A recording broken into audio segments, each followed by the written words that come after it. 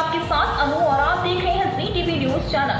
आइए नजर डालते हैं आज की कुछ महत्वपूर्ण खबरों की ओर। लोकसभा चुनाव भले ही कुछ माह बच गए हैं, लेकिन बिहार सरकार के कैबिनेट मंत्री व यूपी प्रभारी श्रवण कुमार बलिया पहुंचे, जहां मीडिया से उन्होंने कहा कि अगर एकजुट होकर सफल नहीं हुए तो देश की जनता को इसका खामियाजा भुगतना पड़ेगा।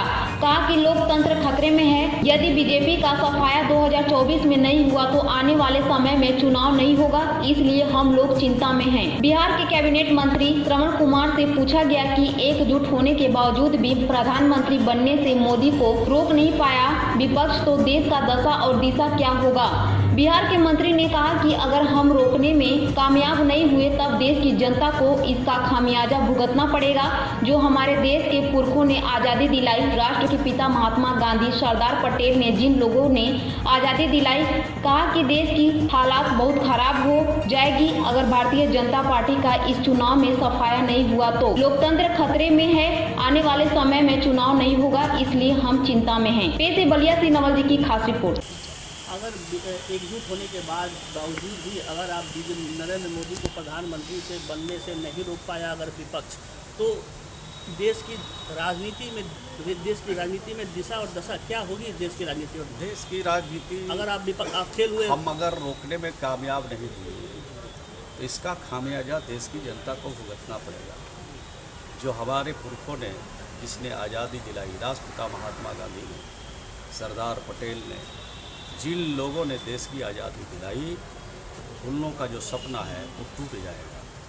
उनका सोच और सपना था कि अंतिम कतार में जो बैठा हुआ व्यक्ति है, अंतिम श्रेणी में जो बैठा हुआ व्यक्ति है, उन तक सरकार की सारी सुविधा पहुंचाना, उनको मुख्य धारा में लाना, उनको बराबरी के हक दिलाना, ये सारा जो काम आज़ादी के इतने दिनों बाद नहीं हुआ है, वो उनके सपने रखे के रखे रह गए। तो क्या हालात होगी देश की सर?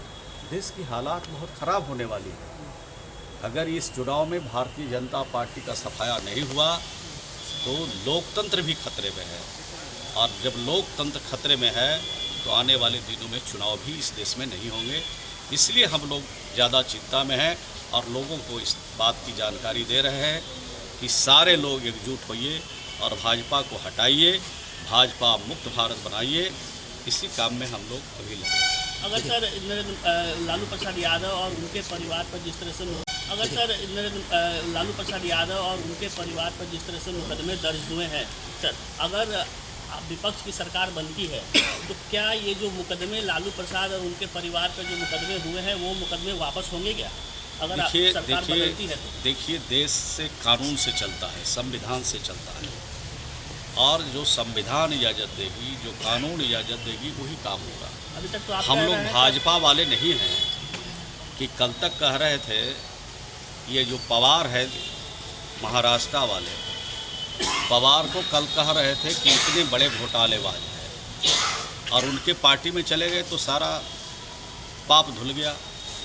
कि ये कौन सा वॉशिंग मशीन है भारतीय जनता पार्टी के पास और दिल्ली के सरकार के पास कि भ्रष्टाचारी जाता है और 1 मिनट में वॉशिंग मशीन में नीट एंड क्लीन निकल जाता है।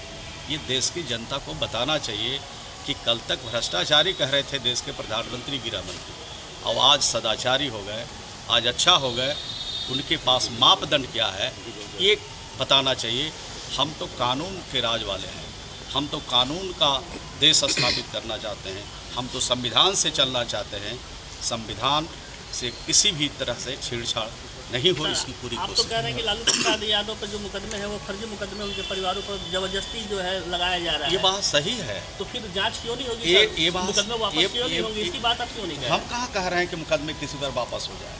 अगर मुकदमे गलत तरीके से हुए हैं तो कानून अपने हिसाब से काम करेगा, जांच कराएंगे, कानून के हिसाब से चीज़ें चलेगी, तो कानून अपना काम करता रहता है। जांच कराएंगे ना सर? कानून के हिसाब से जो भी कुछ होगा, मुकदमे हुए वो जांच कराएंगे ना सरकार? जिनके खिलाफ भी साजिश के तहत मुकदमे हुई है उनके खिलाफ जांच होगी। चाहे हमारे पक्ष के लोग हों, चाहे दूसरे पक्ष के लोग हों, सबके साथ न्याय हो, सबके साथ न्याय विधि सम्मत कार्रवाई हो, सबके साथ कानून के हिसाब से कार्रवाई हो। इस पक्ष के हम लोग। ठीक, धन्यवाद।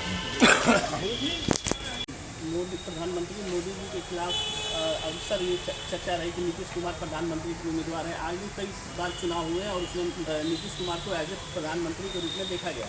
तो प्रधानमंत्री बनने के लिए तो तैयार है, मगर नरेंद्र मोदी प्रधानमंत्री के सामने चुनाव लड़ने के लिए कभी आज तक कोई इतना बड़ा नेता सामने खुलकर क्यों नहीं आता? नहीं, नीतीश कुमार जी कभी प्रधानमंत्री बनने की दावेदारी उन्होंने नहीं की और न कभी उन्होंने इच्छा भी की।